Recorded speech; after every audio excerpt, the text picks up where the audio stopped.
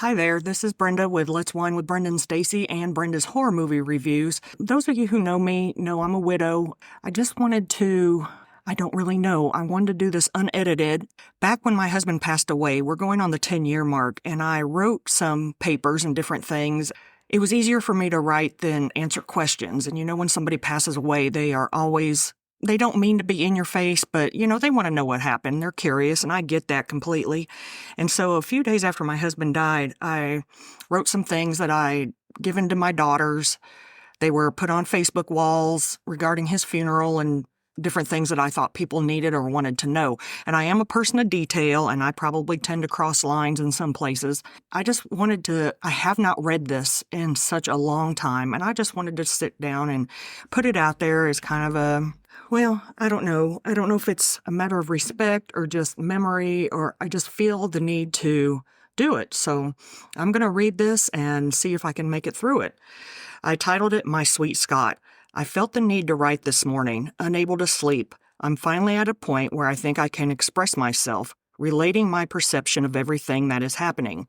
I intend to post this on the walls of Christina, Curry, and Camille. If some or all of it is needed, feel free to copy and paste whatever you may want out of it, even if only the name of the funeral home.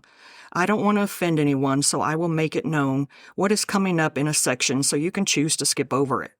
Some people won't want the details, although I've been asked many questions about that night, and I get that people are concerned and curious.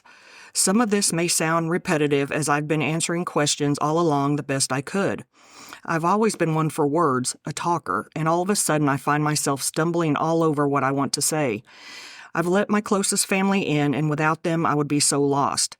It took me a few days to even respond by hiding behind a keyboard. I lost the love of my life. Everyone will have a different viewpoint of how they knew Scott. I didn't fly with him or fish with him, but some of you did. The Scott I knew was funny in a way that complemented my personality. I've had many people tell me that he was the happiest he ever was with me and how deeply in love he was with me. I know. My saying I know almost sounds cocky, but I never questioned his love for me. He put me on a pedestal. I always said that I eat too much, drink too much, and wear too much makeup, yet he was still there. We never fought. I want to shake people that say marriage is hard. It isn't.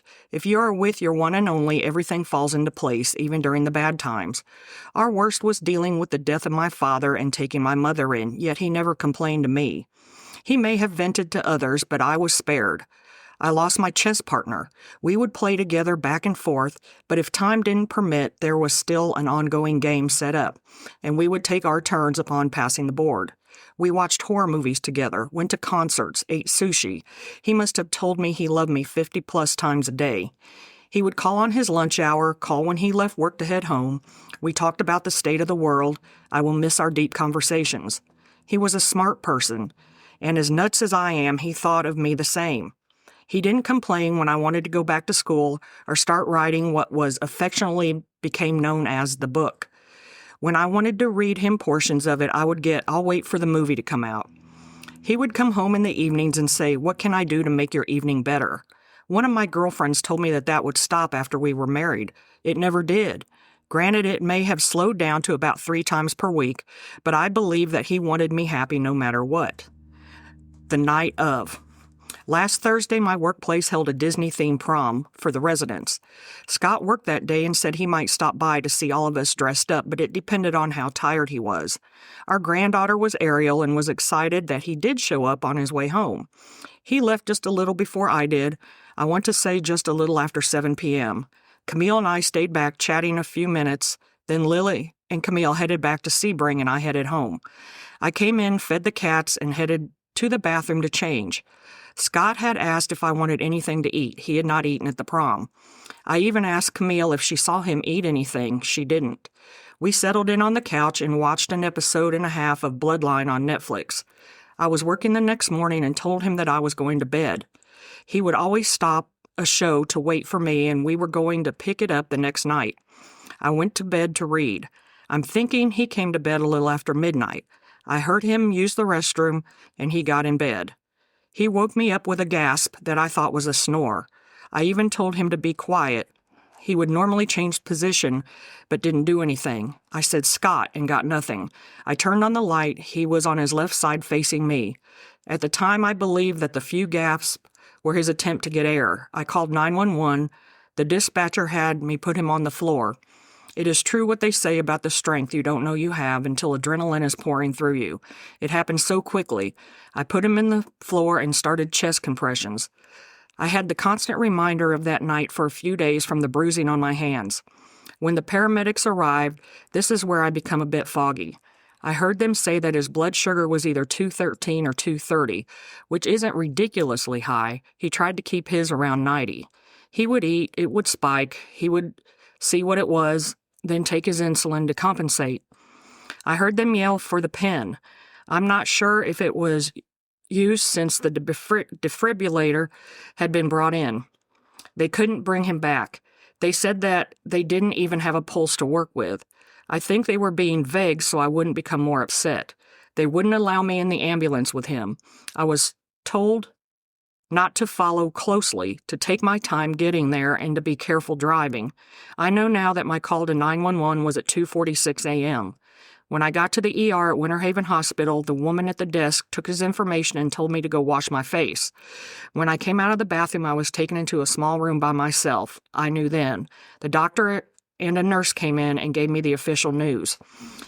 What I knew to be true ended in an instant. We had made so many plans. We had just purchased... Sorry about that. I had to take a moment, regain my composure. We just purchased new dining room furniture that was supposed to be delivered this coming Friday. Camille canceled it for me. We had reserved rooms at a hotel in Old Town to celebrate our 10th anniversary in October. We were able to cancel all the rooms but one. We were excited about our annual excursion to Halloween Horror Nights at Universal. We were married on Halloween in 2006, and it was tradition. Him and I were supposed to be sitting in The Conjuring 2 on Saturday. He was supposed to be in a fishing tournament on Sunday. We always made plans, so we had wonderful things to look forward to. Nobody can plan for this. Camille's husband had a surgery the day before yesterday. Josh and Scott had gotten really close over the last few years. The day this happened, he was going for his pre-op appointment.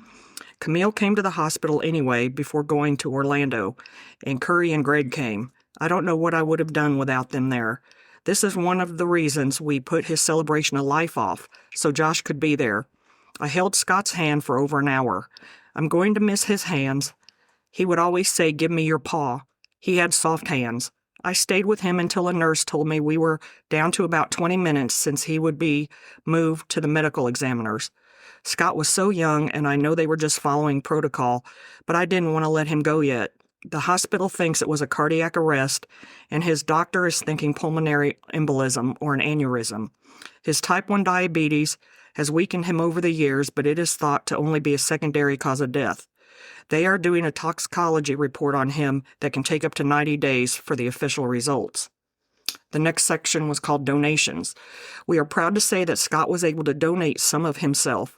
He donated his corneas, which his eyes were getting worse, so if not used for transplant, will be used for research, which he was all about research, especially stem cell. I will be getting a letter stating what exactly was used for transplant. He gave his femurs from his legs. They are in need of long bones. His ulna, radius, and humerus from his arms, 2 heart valves, and took skin grafts from him to help burn patients. This was all done before cremation. Something I have to add is that I'm so proud of Scott's daughter, Christina. She saw him yesterday. I was so worried about the condition he would be in after days had passed and he had traveled back and forth for the donations. Christina said that she knew nothing of rigor algor or livor mortis, so I knew she was walking in not knowing what to expect. Christina, you are a strong woman. I was very happy to hear that he looked peaceful. I want to thank you so much for coming to the funeral home with me. Your input was a huge help. I seem to have lost my decision-making skills, and I was glad you were next to me to pick up the pieces. I wanted to do just what your dad would have wanted. The next section is celebration of life. Those of you who know Scott well know that he is an agnostic, so there is technically no service. We will be having a celebration of Scott's life. He wouldn't want anyone sad or upset. He was such a fun person to be around. The celebration will be held Saturday, June 25th from 1 to 4. There will be his favorite music, our favorite pictures of him, and his favorite people there. So that goes without saying that if you know Scott wasn't happy in your presence for whatever reason, please think positive thoughts about him from afar. We ask that if you have a concert t-shirt to wear it with jeans, his attire of choice. If you know him from fishing, wear what you would wear fishing. If you knew him from flying, wear what you would wear to the fly field. We want everyone comfortable in remembering Scott for what they knew him for best. We are asking that everyone write down your favorite memory of Scott to give to the family to read at a later date. You can do this beforehand, or I plan to get an area set up so it can be done there. Everyone knows him differently for different reasons. This will take place at the Ott Laughlin Funeral Home. At a later date, we will scatter some of his ashes at the fly field. Some will get to go camping with Josh, and I will keep the bulk of him with me. The below section is what I anticipate people won't want to read. The morning after. Curry drove my car, Greg drove their car, and Camille drove me. Coming home was the worst. I was sick to my stomach, lived on the toilet for a few hours until nothing was left. Seeing the mess the paramedics left still didn't make it seem real. Camille offered to clean it all up, but I didn't want her to have to clean up his blood or urine. I went through the motions, got on my hands and knees with a trash can close by, tossing all the trash in it and scrubbing the floor.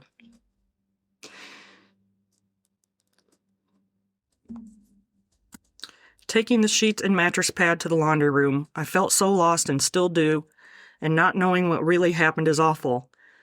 I keep wanting to call him. I want to tell him dumb stuff. I want him to come home. I'm furious that he is gone. A love like we had is so rare. His doctor is worried about me, saying that the way it went down is hard on a person, and that I will try to relive it in my head. Go figure, he was right. He said it isn't the same as if I'd come home and found him already gone. I tried to save him. I didn't want him to go. It has been hard going through his things for the memorial table. I've been going through pictures. We did have fun. We had done a lot and seen a lot. I wouldn't have given up the time that we had together for anything. It was just entirely too short. And that's it. I just felt the need to put it out there.